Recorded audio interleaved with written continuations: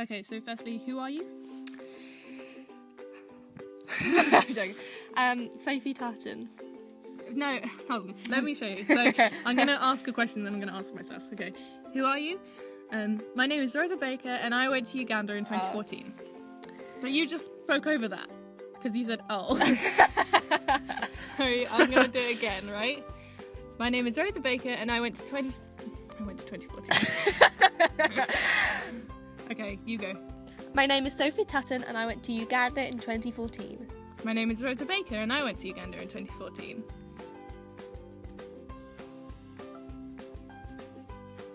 How was the flight there? Long. Okay. The flight there was long. Everyone was just so excited, but so exhausted at the same time. Yeah. So everyone they didn't even care where they were sitting because we knew we were going to be stuck with the same people for weeks and weeks. So everyone just got on. Yeah, and the plane was lovely as well. Like, it was super cool. It was really posh. Then we landed, didn't we, in Dubai, and then we got a slightly less classy plane over to Entebbe. Yes. Which is the main airport in Uganda. Well, it's about an hour's drive, isn't it? It was an hour's drive from the airport to our hotel, guest house. But it was more than an hour because the traffic is so bad, and traffic is terrible. People just don't drive on the roads. They just they drive wherever they want. The next day we got up, had a nice breakfast, super early in the morning, which was a bit disorientating for some of us. But then we headed up to the church for our orientation. Yes. Now, Watoto Church, we got to know Watoto Church quite well, but obviously we had no idea really.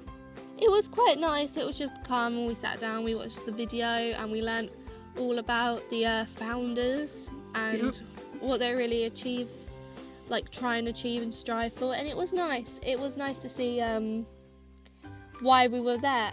Then the next day, that was Friday, we went to one of the villages for the first time. It was an interesting look into the villages the lives of these children, and it was nice to see that they weren't just orphanages, they were homes. They give the kids a community. Yeah, definitely. With other kids, with mum. Well, what amazed a lot of people was how happy the kids were. They're just so happy to be there. Yeah. They're just so happy to see you. They sang a song for us, didn't they? Yeah, they did sing a song to us about them being saved and wanted and loved. Yeah.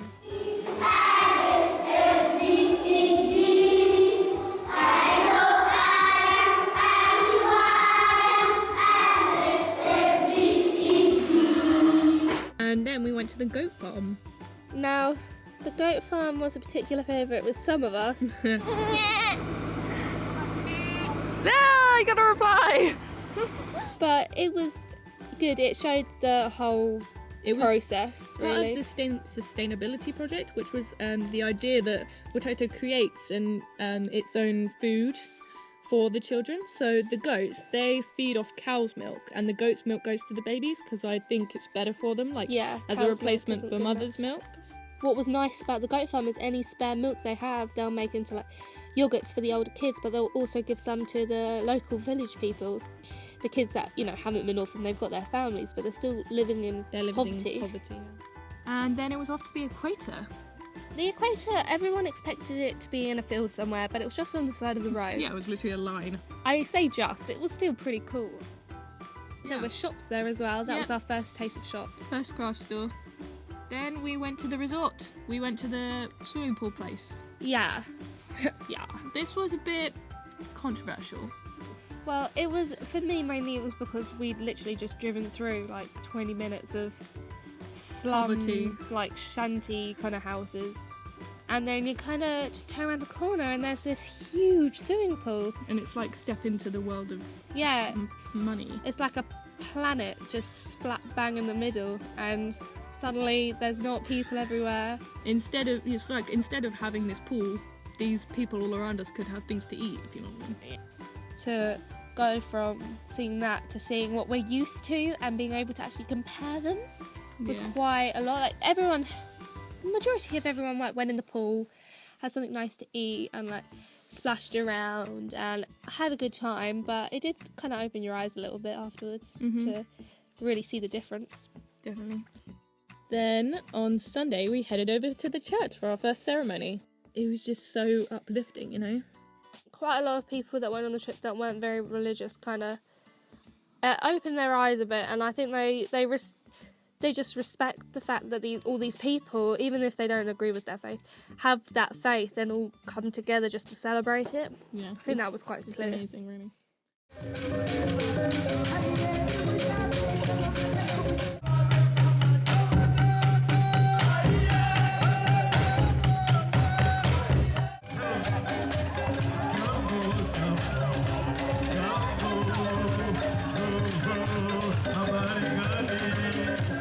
Okay, and then we had the working days.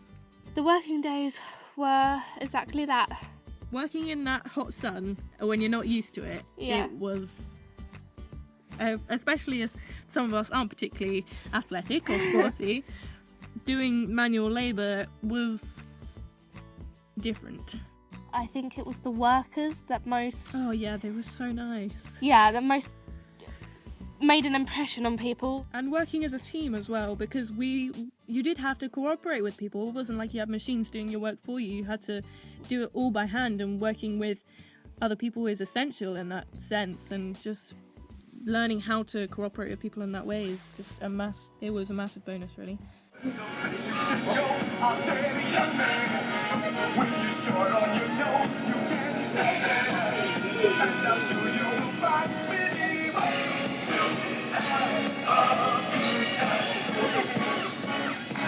It's fun to stay at the YMCA. It's fun to stay at the YMCA. On Friday, we went to go and see the chicken farm. Look at all those chickens. Yep, we're that too.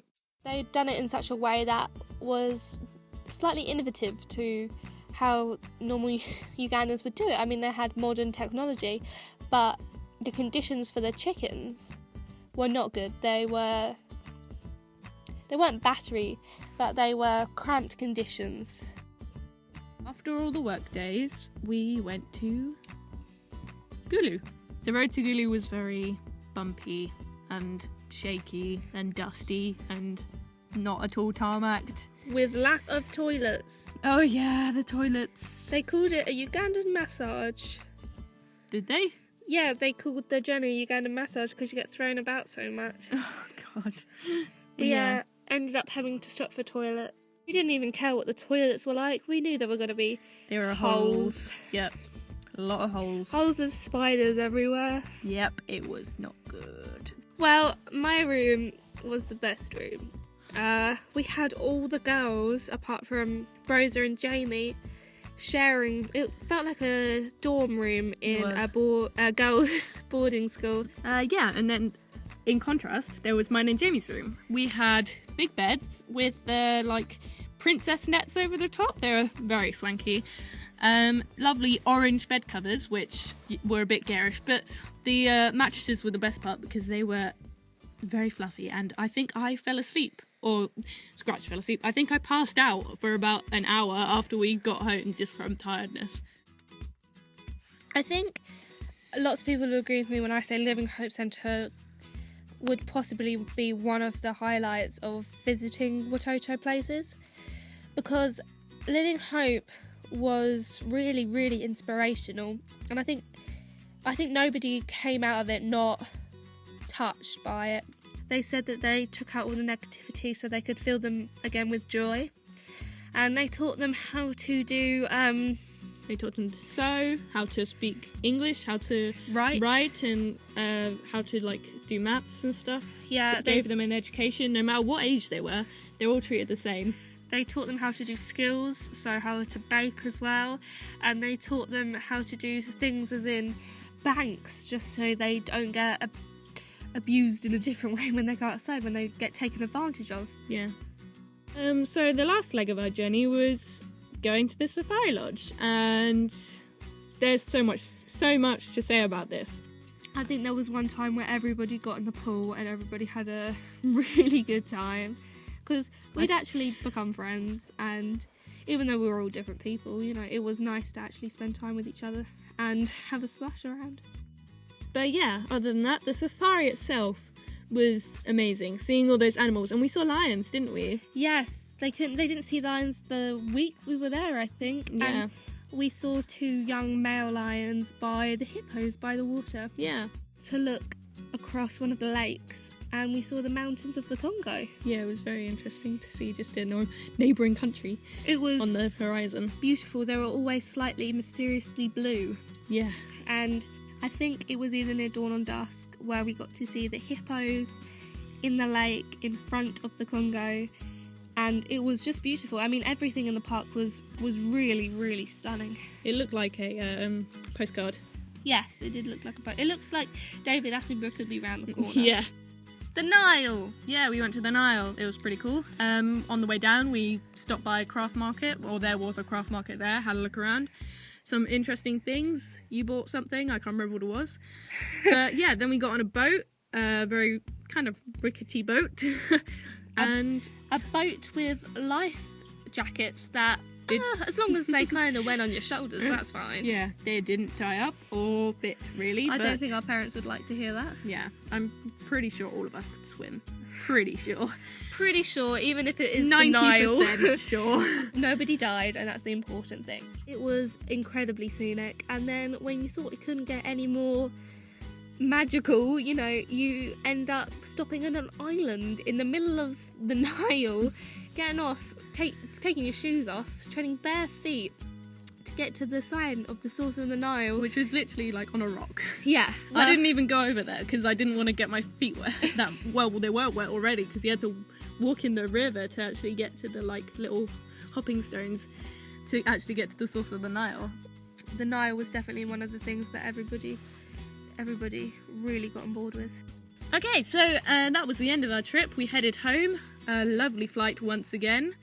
I think most of us pretty much slept or tried to sleep through all of it because we were pretty exhausted just from the whole journey, let alone travelling for another 24 hours. Dubai was beautiful, and then we were back home. Nobody wanted to leave, but everybody was so eager to see their family, and Oh yeah. the flights went so quickly because the first thing I remember was just hugging my mum and dad again. Yeah, it had all gone. Once we got back, it was nice to get it back, but it also felt like it went so quickly because we enjoyed it so much. Yeah, we did. I think all of us would agree that we all enjoyed it so much it just seemed to fly by. Overall, it was just a rewarding experience, I think. And Yeah. really, really an eye-opener as well. And if anybody else can do the same as us, Yeah, we'd definitely recommend it. definitely recommend it, especially if it were a challenge you have to walk and stuff. We got a bus around, didn't we? We got an air-conditioned bus. So yeah, overall, rewarding experience. 10 out of 10 would do again. It was okay. Wow, alright then. No, it was amazing, and we're going to remember it for the rest of our lives. Definitely.